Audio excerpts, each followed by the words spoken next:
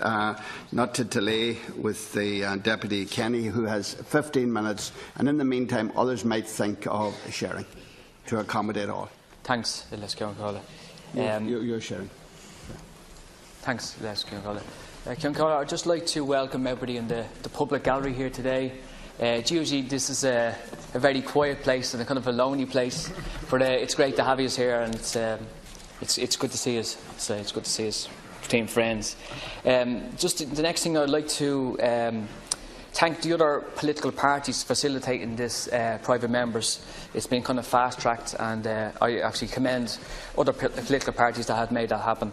And also I'd like to commend a former member of this House, Luke Flanagan, that put a bill in 2013 in relation to medical cannabis, and obviously cannabis kind of bill. So I'd like to commend him as well for his efforts, and he's in Brussels at the moment, probably a better place, as they say. Yeah, very good. Members of the public, today, as I stand here, it may be under circumstances of my choosing, but for many individuals and families suffering across this country, their circumstances are certainly not of their choosing. I say to anybody in this House and those who are listening and watching this debate, what would you do if your child, parent, sister, brother or friend was diagnosed with an illness that could be treated with a medicine you could not obtain? Less than 9 months ago, my knowledge of medical cannabis was extremely limited. I had certain vague ideas, maybe even ignorance, on the subject of medicinal cannabis. My journey so far is part of an ongoing journey of education, seeking out the medical benefits of cannabis in order that I can represent the tens of thousands who need this medicine and will greatly benefit from improving its accessibility. Over the past 6 months, I have met and corresponded with some extraordinary people in some extraordinary circumstances. Some of the life stories that I've heard are truly remarkable. Marty Fleming's battled with multiple sclerosis. Her husband's Tom helping Marty to relieve the pain using cannabis is harrowing on one hand, but also a story of love, and the one that shows the medical benefits of using cannabis when other standards medicines have failed. Extraordinary too is the story of Mark Gaynor and the struggle to bring comfort and relief to his 5-year-old son Ronan, who suffers from a rare childhood cancer. I would like to mention one person in particular that I think the people of this country have taken to their hearts. Vera Twomey's campaign for her daughter Ava has been the catalyst that has not only won hearts and minds of the public, but has forced this government to review their own policy on medical cannabis. Vera's coverage and determination has meant that she not only has spoken up for Ava, her daughter, but for the countless others who find themselves in similar distressing circumstances. We owe Vera and her family and many others who have come out publicly an enormous amount of gratitude in their telling of their own personal stories.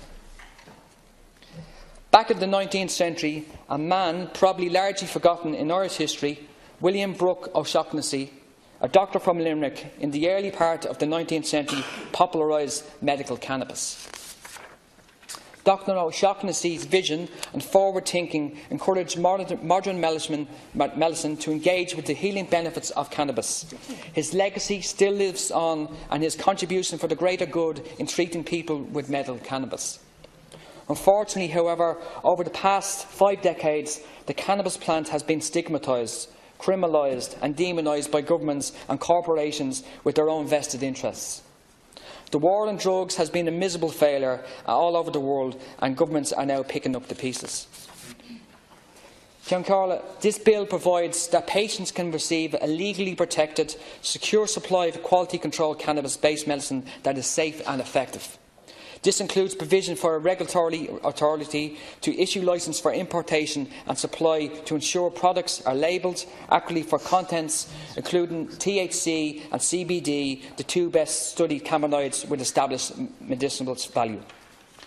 The bill provides for the funding of research to improve knowledge about the use and effects of cannabis-based medicines. The bill allows for a legally protected access to cannabis-based products by patients with a recommendation from a doctor that they suffer from a condition that responds to medical cannabis-based medicines. Under regulations for retail licences, labelled quality-assured cannabis-based medicines would only be available from a pharmacist. Finally, advertising on or promoting of cannabis-based medicines and sale directly to children would be prohibited. The benefits of this bill. The essence of this bill is to relieve people's unnecessary suffering in a variety of medical conditions and to promote recovery through improving safe access to an effective medicine.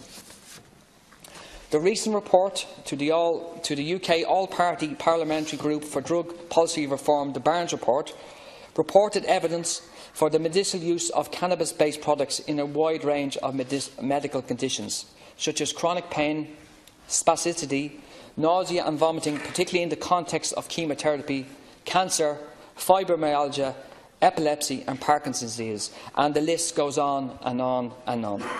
There is also increasing evidence that when patients use cannabis-based medicines, more toxic alternatives such as opiate, painkillers and sedatives are reduced and more severe side effects and deaths from these drugs are reduced.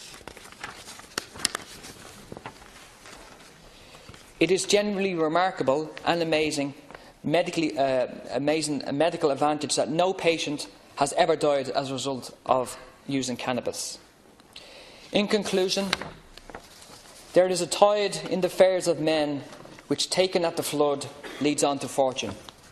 The fortune here today is not the fortune of war, but the fortune of our suffering constituents, children and adults who have within their grasp a medicine with great promise. Let us now put medical cannabis within their reach. I commend this bill to the House. Make it medicine, make it happen. Thank you very much.